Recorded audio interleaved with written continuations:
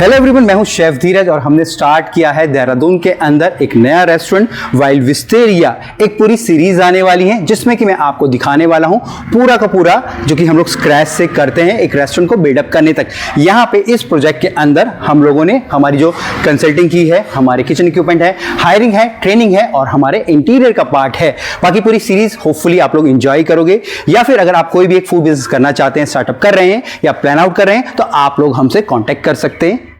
तो अभी जो हम लोग ट्रेनिंग ले रहे हैं, हम लोग कहाँ पे, हम लोग देहरादून में, और यहाँ पे हम लोग एक जो एशियन तिब्बतन कॉन्टिनेंटल कुजीन का एक रेस्टोरेंट स्टार्ट करें। ठीक है, तो ये उसकी ट्रेनिंग चल रही है।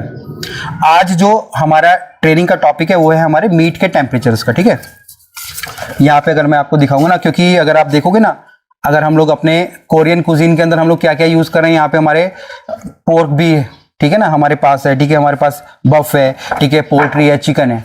अब यहाँ पे हम लोग जब ऐसी मतलब इस तरीके का फूड सर्व करें ना, तो हमको जो मीट के टेम्परेचर्स के बारे में सबसे ज्यादा पता होना जरूरी है। ठीक है, अगर कोरियन फूड की मैं बात करूँ ना, कोरियन फूड में भी इतना ज्यादा फेमस नहीं है, बट उतना मैं बोल सकती अच्छा है। ठीक है, अगर आप जैसे हम लोग जापानीज फूड की बात कर रहे हैं, हम लोग इंडियन फूड की बात कर रहे हैं, तो ये भी एक कैटेगरी है और जो कि खाने में अच्छी है। ठीक है, और जैसे हम लोग यहाँ तो स्टार्ट कर रहे हैं, आप लोगों को बताओगे हम लद्दाख में भी कोरियन रेस्टोरेंट स्टार्ट करें।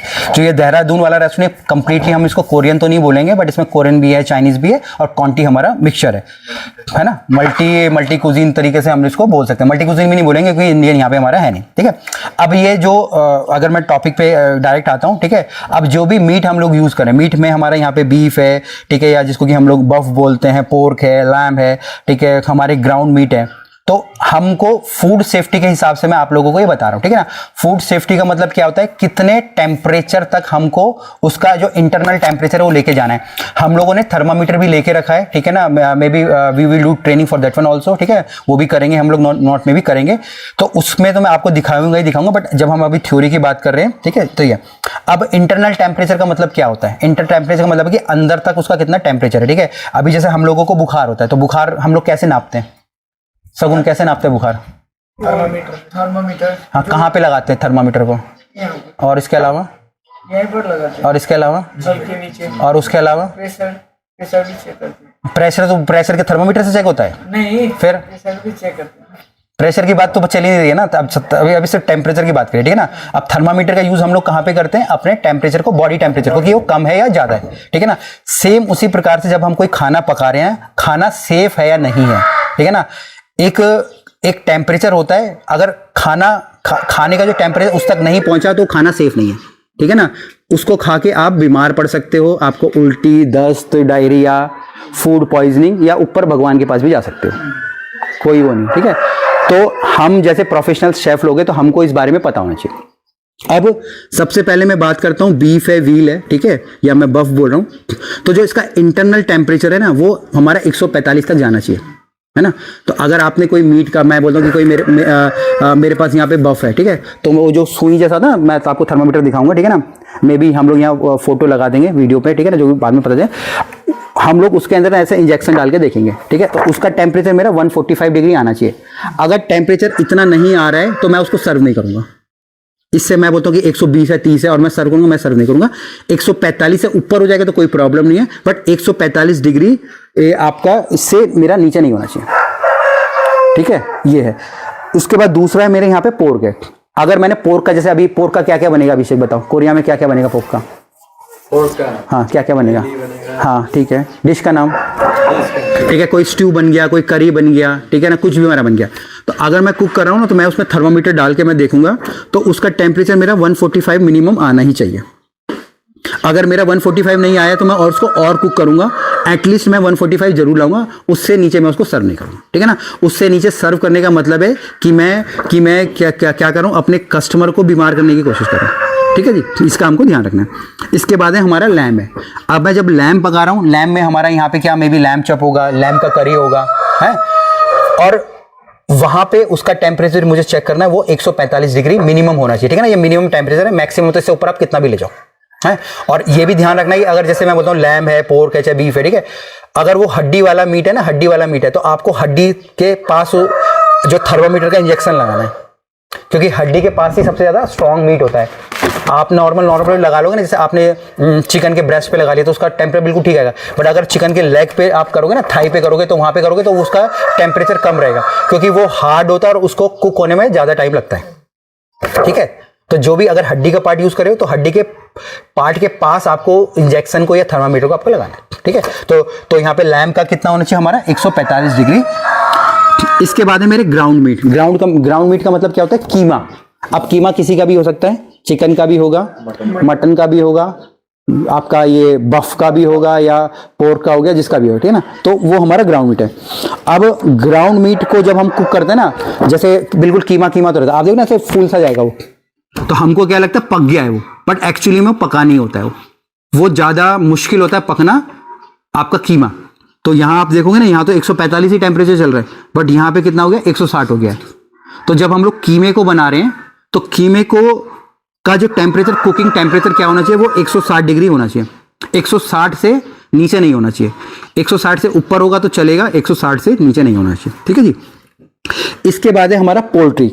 अब पोल्ट्री के अंदर क्या क्या आता है, यहाँ पे चिकन आता है, ठीक है, इसके अलावा टर्की जैसे हम लोग बोलते हैं वो आता है, ठीक है, मैं पिजन बोलता हूँ वो भी आएगा, डक हो गया, मतलब जो उड़ने वाले पक्षी होते हैं ना, सब हमारे पोल्ट्री के अंदर हमारे आते हैं।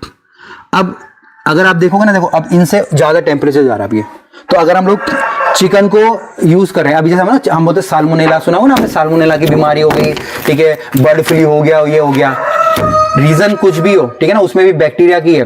बट अगर हम लोग चाह रहे हैं कि वो मीट खा के या हम खुद भी उसको खा के सेफ रहें, तो चिकन को जो अगर हम कुक कर रहे हैं तो उसका टेम्परेचर कितना जान चाहिए, 165। मैं करी की बात नहीं कर रहा, आपने पता चला आपने चिकन करी बना रहे हो, चिकन करी का तो टेम्परेचर तो आपने नीचे से गैस जला रखा, नहीं, जो पीस है, पीस के अंदर इंजेक्शन मतलब जो थर्मोमीटर आपको लगाना है, और उसका टेम्परेचर आपका 165 डिग्री होना चाहिए।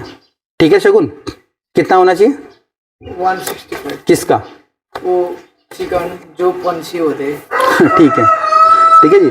इसके बाद बात आती है हमारे अंडों की, है ना। अगर हम लोग अभी जैसे हम तो इंडिया में ना, अगर आप यूएस में देखोगे ना, कुछ भी अंडे को रॉ नहीं खाते वहाँ पे, वहाँ सबसे ज़्यादा अनसेफ है। अभी जैसे हम इंडिया में ना, हम लोगों को तो बैक्टीरिया इतना ज़्यादा असर नहीं करता है, ठीक है, बट उन लोगों को, क्योंकि वो बहुत जहाँ पे ज़्यादा साफ सफाई रखते हैं ना एक्चुअली में, तो उन लोगों का जो स्टैमिना वगैरह या जो बैक्टीरिया वगैरह उनके ज़्यादा स्ट्रांग रहते हैं, मतलब कि वो जल्दी बीमार पड़ते हैं, है ना। हम लोग तो इतनी जल्दी बीमार नहीं पड़ते क्योंकि हम लोग उतने स्ट्रांग है, क्योंकि बैक्टीरिया भी आते आते थक जाते हैं ना।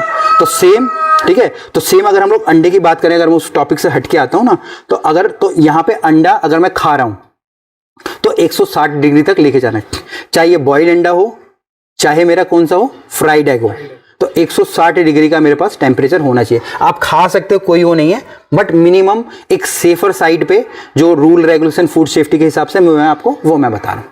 ठीक है जी। इसके बाद हमारा नेक्स्ट मीट आता है, ठीक है, जो कि मेरा है फिश। ठीक है, फिश के अंदर हमारी जैसे सुरमई होगी, किंग फिश होगी, ठीक है, बासा होगी, और कौन है, सालमन होगी, कोई भी, रहू हो गया, ठीक है, कोई सी भी हम लोग बात करेंगे ना, तो यहाँ पे उसका जो इंटरनल टेम्परेचर, ठीक है, इंटरनल टेम्परेचर की बात हम लोग यहाँ पे करें, वो कितना होना चाहिए हमारा 145 डिग्री, है ना, 145 डिग्री हमारा टेम्परेचर होना चाहिए। अब मच्छी का यहाँ पे क्या क्या बन जाएगा, फ्राइड फिश हमारी बनेगी, ग्रिल्ड फिश हमारी बनेगी, हाँ, फिश एंड चिप्स होगी, है ना, फिश फिंगर हमारी होगी, है ना, ये होगी। अब अगर हम कुछ भी करें तो बाद में, चाहे आप जब हम लोग करेंगे ना, तो आप उसका ना टेम्परेचर जरूर नोट, बट उसका भी एक तरीका होता है, मतलब ये नहीं कि आपने सीधा ऐसे कहीं पे भी डाल दिया, तो नहीं, उसमें भी पूरे निशान पड़े रहते हैं कि भाई इतने तक अंदर जाना है, तब जाके उसको प्रॉपर टेम्परेचर बताएगी। ठीक है, वो हम लोग जब हम लोग उसको यूज करें तब मैं आपको बताऊंगा। सबसे लास्ट इसमें है मेरा वो है कैसरोल्स और लेफ्ट ओवर। कैसरोल्स को अगर आप देखोगे ना, यहाँ पे एक छोटा सा बर्तन बना पड़ा है जिसपे ढक्कन लगा पड़ा है। अब कैसरोल्स का मतलब होता है हमारे करी वाले आइटम, जैसे मैं बोलता हूँ मेरी दाल होगी इंडिया में, ठीक है, मेरा स्ट्यू हो गया, कॉन्टिनेंटल में मैं कोई सूप बोल रहा हूँ, कोई मैं स्टॉक बोल रहा हूँ, ठीक है। और लेफ्ट ओवर का मतलब होता है कोई भी पुराना खाना। पुराना खाना मतलब जो मैंने सुबह बनाया है, अगर मैं शाम को यूज कर रहा हूं, जो शाम को बनाया है मैं दूसरे दिन यूज कर रहा हूं। बट अगर मैं दूसरे दिन यूज कर रहा हूं तो उस दिन उसको मुझे अच्छे से किस में रखना है, अपने फ्रिज के अंदर, जो कि अभी हम लोग फिर से एक नई टॉपिक में जब बताऊंगा उसके अंदर हम एक फूड सेफ्टी के रूल रेगुलेशन के हिसाब से उसको रखना है। अब यहाँ पे जो भी अगर मैं पुराना खाना यूज कर रहा हूँ या करी में यूज कर रहा हूँ, तो उसका टेम्परेचर 165 डिग्री होना चाहिए। अगर मैंने आज मैंने दाल तड़के को मैंने गर्म किया, जो कि कल मैंने रखी थी अपने फ्रिज से, तो उसको मुझे कितना गर्म करना है, 165 डिग्री। ठीक है। 165 डिग्री का टेम्परेचर आना चाहिए, जो नहीं खाना। जैसे मान लीजिए, जैसे हम लोग घर में क्या करते हैं, कल की दाल हम लोग फ्रिज में रख देते हैं, फिर दूसरे दिन हम लोग हल्का सा गर्म करके खा लेते हैं, बट उसको भी हमको कितना टेम्परेचर मिनिमम आना चाहिए, हमारा 165 डिग्री टेम्परेचर उसमें आना चाहिए, है ना। तो 165 डिग्री अगर टेम्परेचर नहीं आ रहा है तो मतलब वो सेफ नहीं है। मे भी हो सकता है आपको कुछ भी ना हो, बट ये भी हो सकता है कि आपको क्या क्या हो जाएगा, उल्टी, दस्त, डायरिया, फूड पॉइजनिंग, या फिर भगवान के पास, ठीक है, कुछ भी हो सकता है। तो कोशिश करनी है 165 डिग्री तक मिनिमम हमको करना है, ठीक है। सेम हमारे लिए भी है, सेम हमारे गैस के लिए भी है, ठीक है। और जितने भी ये हमारे टेम्परेचर है, ये सारे हमारे फ़ारेनहाइट के। फ़ारेनहाइट और सेल्सियस में क्या फर्क है मालूम है क्या? 100 डिग्री सेल्सियस का मतलब क्या होता है, 212 डिग्री फ़ारेनहाइट, ठीक है। तो वो भी जैसे अभी हम लोग कल वो लाएंगे ना बोर्ड, तो उसको कैसे कैलकुलेट करना है मैं आपको वो भी सिखा दूंगा, ठीक है। कुछ भी क्वेश्चन है पूछा करो, तभी समझ आएगा, ठीक है। बाकी आप लोग जो भी वीडियोस देख रहे हैं, आप भी इन वीडियोस का फायदा उठा सकते हैं, अपने एम्प्लॉइज को ट्रेनिंग दे सकते हैं, या फिर अगर आप कोई भी एक फूड बिजनेस स्टार्ट कर रहे हैं, हमसे कंसल्ट करना चाहते हैं, तो आप लोग भी हमको अप्रोच कर सकते हैं। हमारे नंबर स्क्रीन पे आ रहे होंगे या आपको डिस्क्रिप्शन पे मिल जाएंगे। जय हिंद।